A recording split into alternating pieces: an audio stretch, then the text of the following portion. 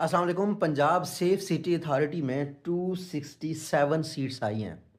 Official website है इनकी psca.gop.pk। और ये सीट्स हैं बेसिकली बीबीआईटी के स्टूडेंट्स के लिए, एमबीआईटी के स्टूडेंट्स के लिए, बीसीएस के स्टूडेंट भी अप्लाई कर सकते हैं और एमसीएस के भी अप्लाई कर सकते हैं। और इसको अप्लाई करने का जो तरीकाकार है, इसका टेस्ट होगा। टेस्ट के लिए आप वेबसाइट पे जाएं nts.org.pk पे।